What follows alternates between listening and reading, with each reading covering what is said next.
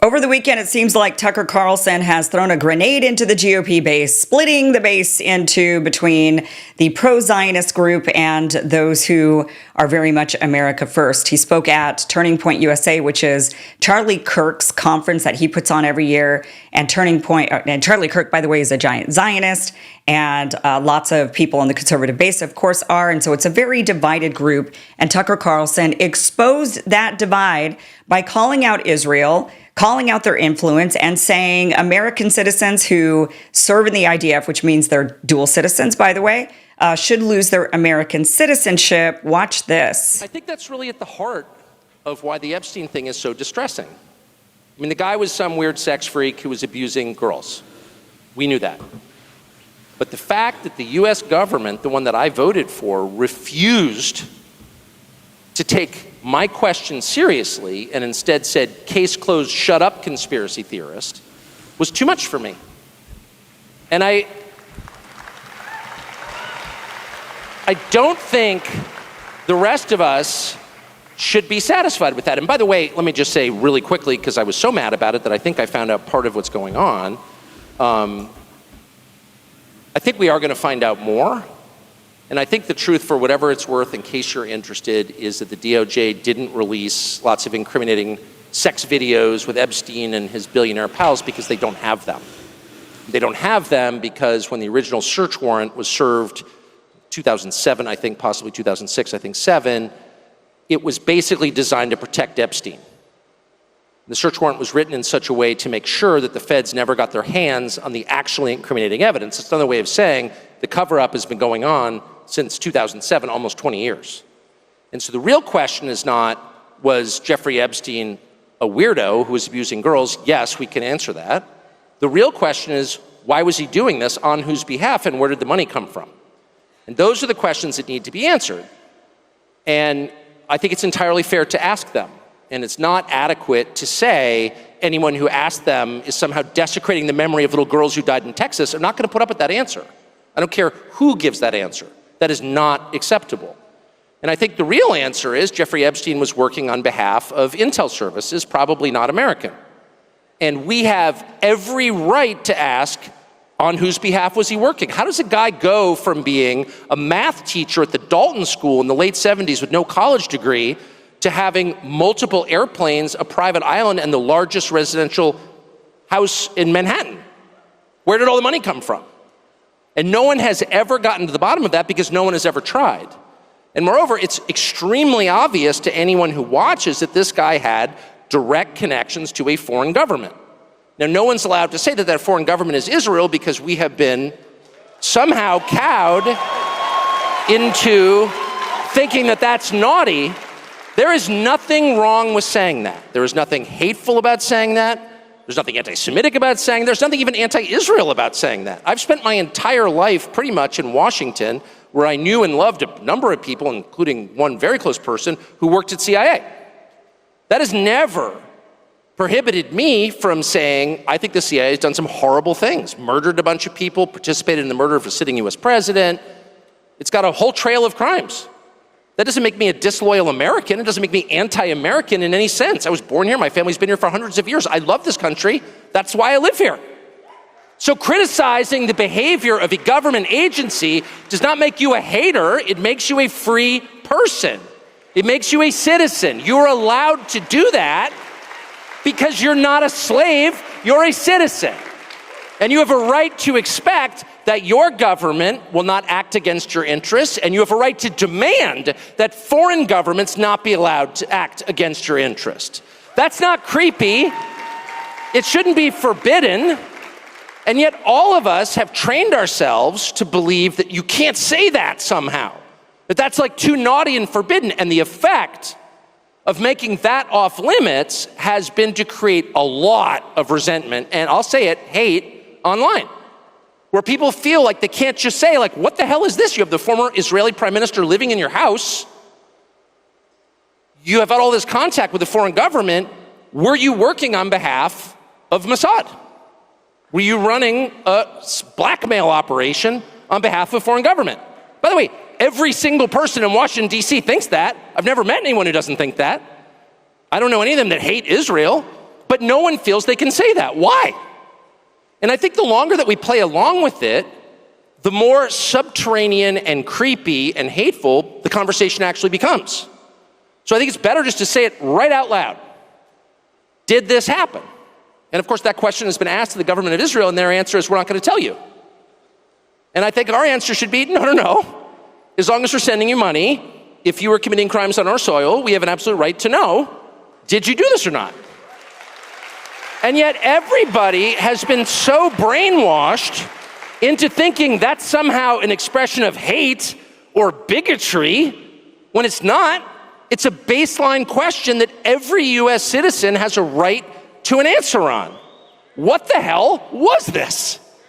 And by the way, if it turns out that it was nothing at all, that somehow Jeffrey Epstein really did earn $165 million giving tax advice to somebody, which is, for the record, a lot more than most people pay their accountants, and that none of this was actually a foreign intel operation, and that there was no blackmail involved, that actually Bill Gates was just hanging on the island because the weather was especially good. No one was videotaped doing anything immoral or illegal, and then that was used against them to get them to obey. If all of that is false, then just tell me how it's false. But don't call me a lunatic. Well, a lot of people are calling him a lunatic. A lot of people aren't. This is definitely fracturing the base. But here's Rabbi Shmuley. So the Zionists went absolutely bonkers, as you can imagine.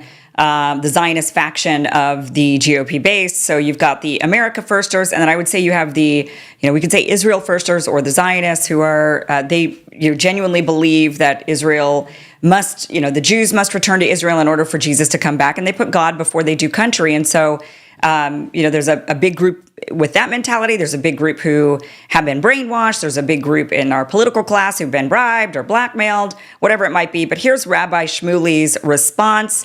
He says, anti-Semite Tucker Carlson says the Jews who fought for freedom in the IDF should lose their American citizenship because they're fighting for a foreign military.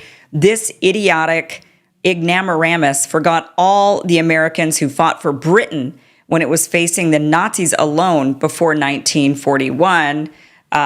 What he's referring to, let me just go ahead and play that clip for you so that you know exactly what he's referring to.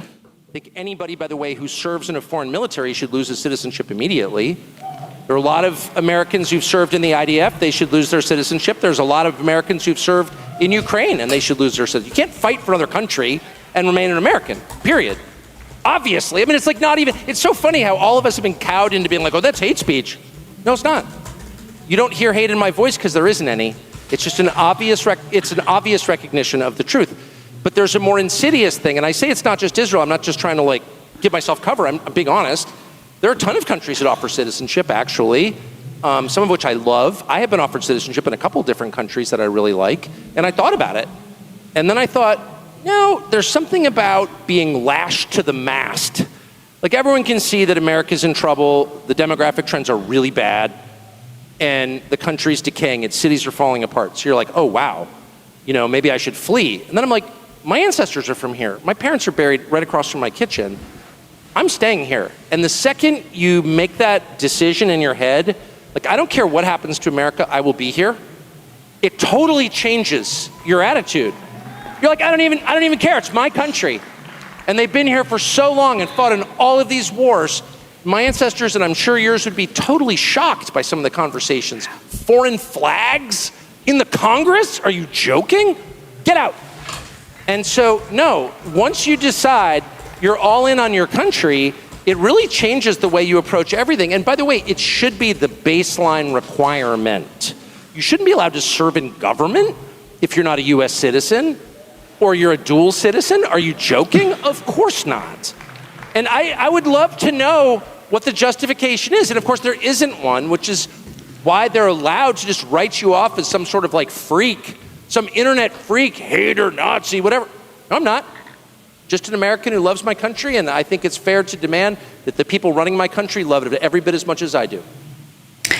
Okay, so a little bit of history on this one. There were 25,000 to 30,000 Americans who did join the British Army in World War II before the United States got involved. So lots of Americans flooded over. They had various different reasons for fighting. Some just hated Nazis. Some maybe just wanted to fight. I mean, there was different motivations as to why. And just some other, Americans do serve in other foreign militaries. In Ukraine, for example, since 2022, about 100 to 500 Americans have volunteered, including Robert F. Kennedy Jr.'s son.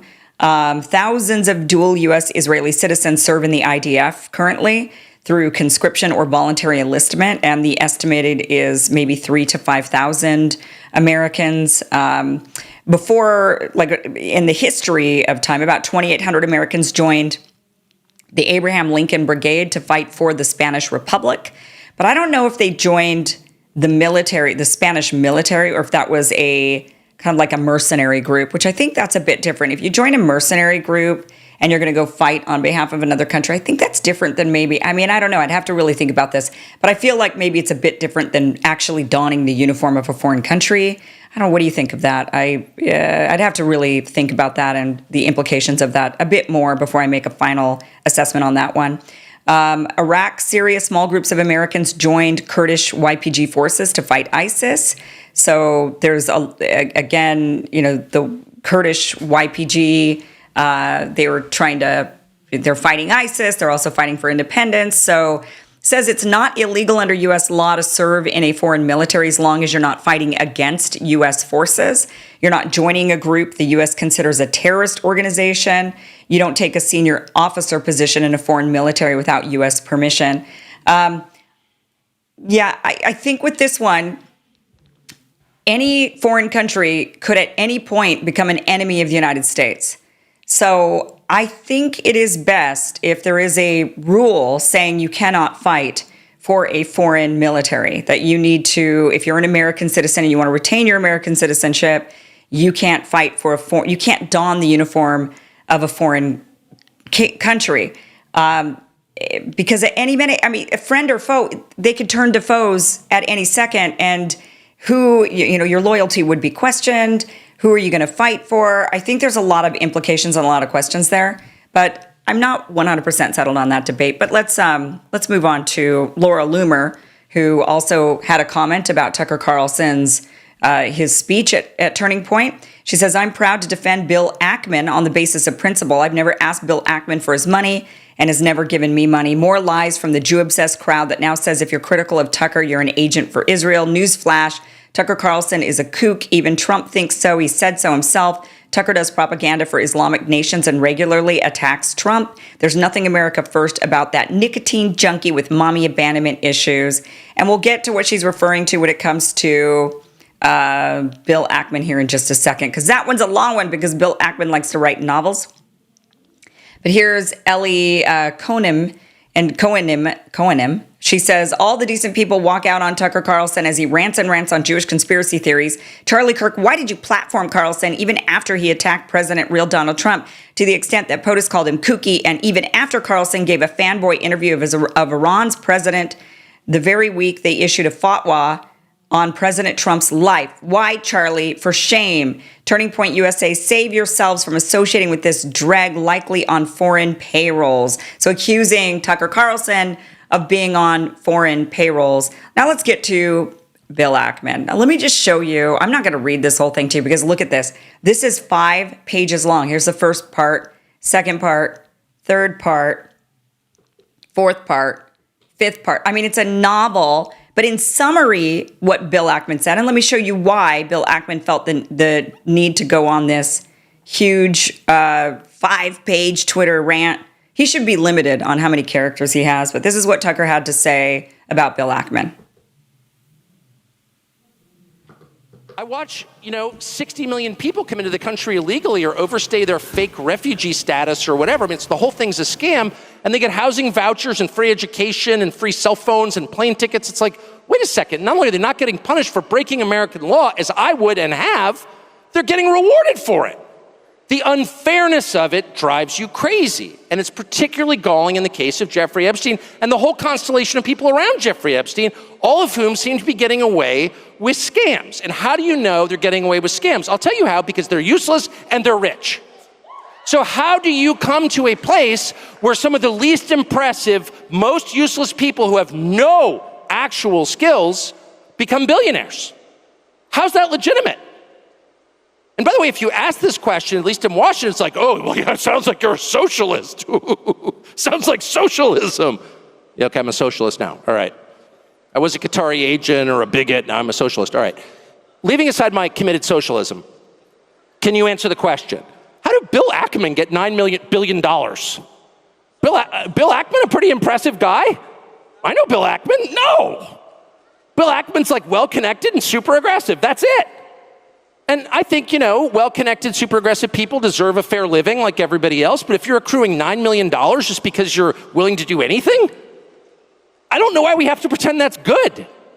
How did Epstein get 4 Gulf Streams? How did he get an island, a massive ranch in New Mexico, the biggest house in New York? Like, what is that? Like, at some point, the basic economics really matter. Okay, so Bill Ackman goes on a big tear about this, and he says in this 5-page Twitter rant, he denies any connection to Epstein, saying he's never met or interacted with him. He clarifies that his wife once received a $125,000 Epstein grant for academic work at MIT before Ackman even knew her. He defended his wealth, the $9 billion. He says that he built his fortune through hard work, persistence, and investing. He says, he started Gotham Partners, launching Pershing Square, cold calling investors, growing a multi-billion-dollar hedge fund with one of the best long-term performance records in the industry. He notes that much of his wealth came from compounding returns, private investments like early Coupang, and the high valuation of his management company. He emphasizes philanthropy, citing $900 million already granted to the Pershing Square Foundation and another $900 million in uncommitted assets. He blasts Tucker for making false allegations in the past, failing to apologize or correct the record, and possibly being motivated by bias or anti-Israel sentiment. And he ends by accusing Tucker of being a harmful millionaire who spreads misinformation for personal gain, and says Tucker owes him an apology, but doubts he will get one. So, it's definitely dividing, and people are definitely, a lot of people are very pro Tucker Carlson on this one. A lot of people who are the Zionist crowd are against Tucker on this one and defend Israel at all costs. Another person that came after Tucker Carlson was former Prime Minister of Israel, Naftali Bennett.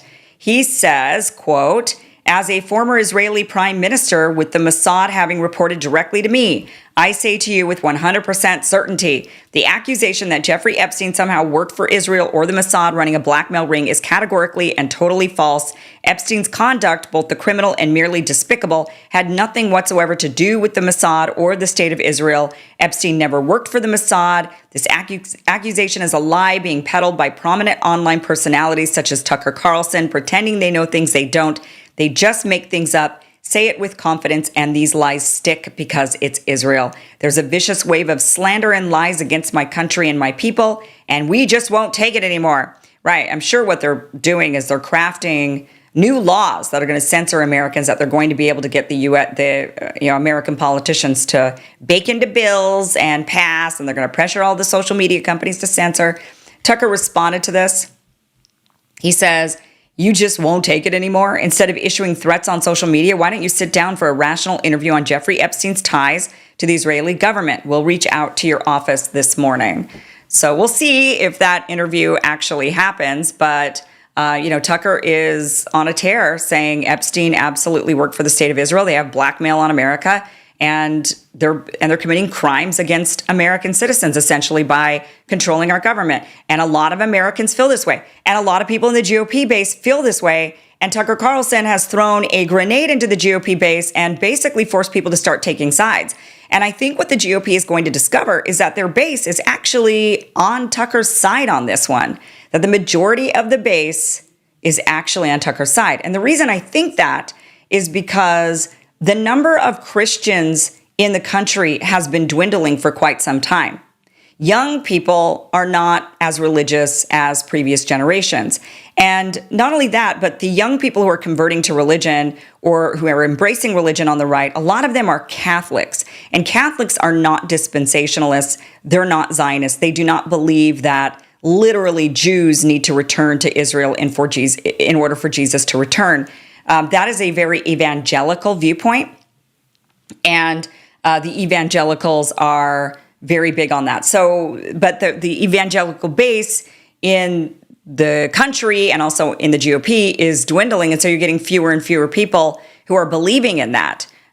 You've got Candace Owens, for example, who joined Catholicism. She joined the Catholic Church. You have Jack Posobiec, who's a Catholic. You've got lots of, I believe Tucker Carlson himself might even be Catholic. A lot of them are Catholics, and they just don't have that same religious belief. So for them, this is not a conflict. It isn't a conflict to criticize Israel and to say, what are you guys doing over there? And why are you killing all these people? And why are you controlling our country to get us to do all of these things for you?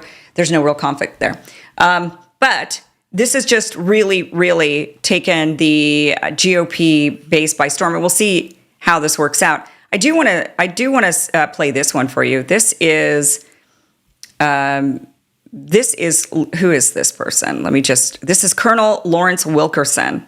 And he says he personally watched Mossad take over the Pentagon in 2002. So if you want evidence that Israel's in control of our foreign policy, here's a little more. And it's unquestionable that the Epstein business was heavily influenced, let me put it that way, by Mossad.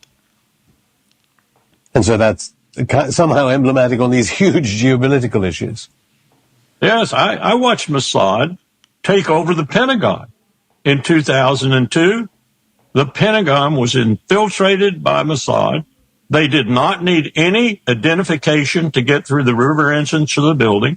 They went upstairs to Douglas Feith, the Undersecretary of Defense for Policy, the third most powerful man in the Defense Department. Occasionally, they went to the second most powerful man, Paul Wolfowitz, the Deputy Secretary of Defense, and they had run of the Pentagon. Donald Rumsfeld, the Secretary of Defense, said to my boss one time, "Hell, I don't run my building. Mossad does." So there you have it. And that was back in 2002. So Tucker is just calling out the obvious, and that obvious for many people, the obvious being we continue to engage in wars in the Middle East for Israel. We continue to do everything for Israel. We even censor American citizens for Israel. We say you're not allowed to boycott, divest, or sanction from Israel. Otherwise, you won't get any government funding. You'll lose your job if you're a school teacher. You know, all of these things, all at the behest of the state of Israel to protect the state of Israel.